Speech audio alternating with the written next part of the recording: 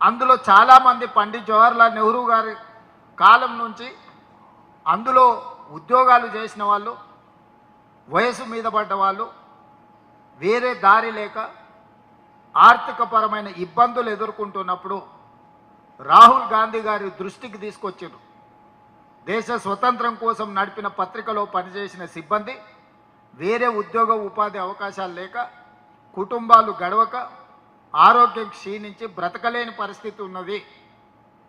వీళ్ళని ఎట్లయినా ఆదుకోవాలనే ప్రతిపాదన వచ్చినప్పుడు ఒక ఉదారమైన ఆలోచనతోటి ఒక గొప్ప నిర్ణయం తీసుకొని ఆ పత్రికను కాంగ్రెస్ పార్టీ నిధులను అందులో పెట్టి వాళ్ళందరికీ రిటైర్మెంట్ బెనిఫిట్స్ ఇచ్చి ఆ కుటుంబాలందరినీ కూడా ఆర్థికంగా నేషనల్ హెరాల్డ్ పత్రిక నుంచి, కాంగ్రెస్ నుంచి నేషనల్ హెరాల్డ్ పత్రికకు డబ్బులు ఇచ్చి అక్కడి నుంచి ఆ కుటుంబాలకు విఆర్ఎస్ లాగా ప్రతి ఒక్కరికి లక్షలాది రూపాయలు వాళ్ళకి ఇచ్చి వాళ్ళ కుటుంబాలు ఆర్థికంగా నిలబడడానికి, వాళ్ళ వైద్య ఖర్చులకు సహాయాన్ని అందించడానికి ఒక మానవత్వం ఉన్న కుటుంబంగా శ్రీమతి సోనియా గాంధీ, రాహుల్ గాంధీ గారు, మల్లికార్జున్ ఖర్గే గారు నేషనల్ హెరాల్డ్ పత్రికకు సంబంధించిన సిబ్బందికి అందరికీ కూడా ఆర్థిక సహాయాన్ని అందించి వాళ్ళను శాశ్వతంగా ఉద్యోగ పదవి విరమణకు కావలసిన అన్ని సహాయాలు, మామూలుగా ప్రభుత్వ ఉద్యోగంలో పనిచేసే వాళ్లకు రిటైర్మెంట్ బెనిఫిట్స్ ఉంటాయి,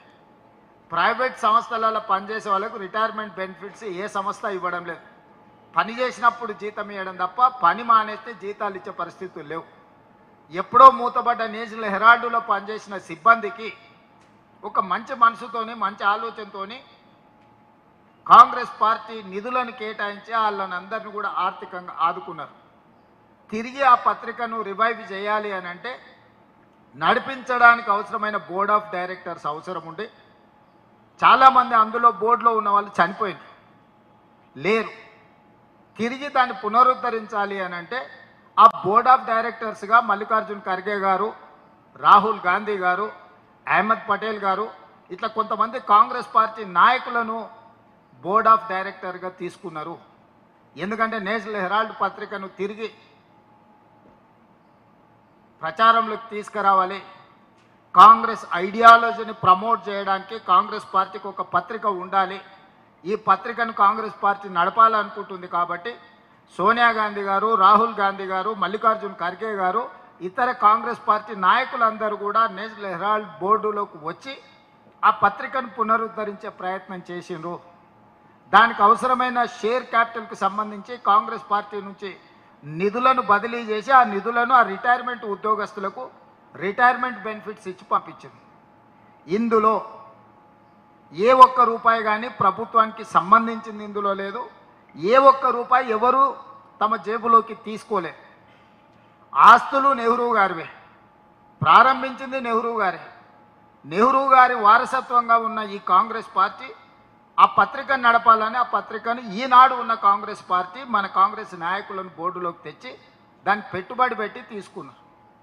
దీనికి మనీ లాండరింగ్ కేసు పెట్టి, ఈడీ కేసులు పెట్టి, ఇన్కమ్ ట్యాక్స్ కేసులు పెట్టి, కొత్త కేసులు పెట్టి మానసికంగా సోనియా గాంధీ గారిని, రాహుల్ గాంధీ గారిని వేధించడమే కాకుండా గంటల కొద్దీ, రోజుల కొద్దీ ఈడీ ఆఫీస్లో పిలిచి కూర్చోబెట్టారు.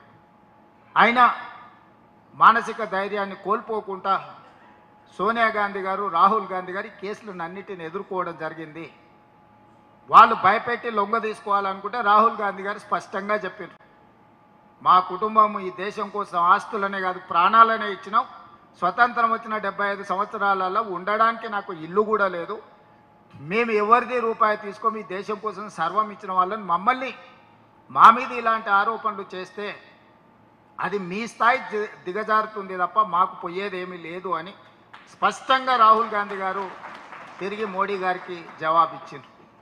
ఇప్పుడు ఓట్ చోరీ కార్యక్రమాన్ని రాహుల్ గాంధీ గారు తీసుకొని దేశ స్థాయిలో ప్రచారం చేసి దేశాన్నంతా సమన్వయం చేసి ఓట్ చోరీ ద్వారా ఏ విధంగా అయితే మోడీ, అమిత్ షా ఈ దేశంలో ఎన్నికలలో గెలుస్తుండ్రో ఆ ఎన్నికలను ఒక ఫార్స్గా మార్చిండ్రు, ఒక ప్రహసనంగా మార్చి గెలవడానికి అవసరమైన వాళ్ళకు వ్యతిరేకమైన ఓట్లను దేశవ్యాప్తంగా లక్షలాది ఓట్లను తొలగించి, మహారాష్ట్రలో 1 కోటి ఓట్ల దాకా తొలగించి, బీహార్లో 68 లక్షల ఓట్లను తొలగించి, ఏ రాష్ట్రంలో ఎన్నికలు ఉంటే ఎస్సీ ఎస్టీ బీసీ మైనారిటీలు మెజారిటీ కాంగ్రెస్ పార్టీతో ఉన్నారని వాళ్ళ ఓట్లను తొలగించి ఎన్నికల్లో నెగ్గాలని ప్రయత్నం చేస్తే ఓట్ చోరీ క్యాంపెయిన్ రాహుల్ గాంధీ గారు దేశవ్యాప్తంగా ఈ కార్యక్రమాన్ని తీసుకొని వెళ్ళారు. ఆ విషయాన్ని దృష్టి మరల్చడానికి ఈరోజు మళ్ళీ సోనియా గాంధీ గారి మీద రాహుల్ గాంధీ గారి మీద కేసులు పెట్టారు. ఎందుకంటే పార్లమెంట్లో ఓట్ చోరీ మీద చర్చ జరగొద్దు, బీహారు ఎన్నికలలో జరిగిన లోపాలను చర్చించొద్దని మళ్ళీ నేను ఈ మధ్యలో 4-5 రోజుల క్రితం సోనియా గాంధీ గారి మీద రాహుల్ గాంధీ గారి మీద కొత్త కేసు పెట్టారు. అందుకే ఈరోజు తెలంగాణ రాష్ట్ర కాంగ్రెస్ పార్టీ ప్రతి కార్యకర్త ఈ ప్రభుత్వంలో ఈ పార్టీలో ఈ ప్రజలలో ఉన్న ప్రతి వాడు సోనియా గాంధీ గారి మీద రాహుల్ గాంధీ గారి మీద మోడీ అమిత్ షా పెట్టిన అక్రమ కేసులను ఖండిస్తున్నాము. ప్రధానమంత్రి గారికి లేఖ రాస్తున్నాం. మీరందరూ గట్టిగా చప్పట్లతో ఆమోదం తెలపండి. తెలంగాణ రాష్ట్ర ముఖ్యమంత్రిగా, పిసిసి అధ్యక్షుడిగా, ఇన్ఛార్జ్ జనరల్ సెక్రటరీగా నరేంద్ర మోడీ గారికి, తెలంగాణ రాష్ట్ర ప్రజలమంతా గాంధీ కుటుంబానికి, సోనియా గాంధీ గారికి, రాహుల్ గాంధీ గారికి అండగా నిలబడతాం.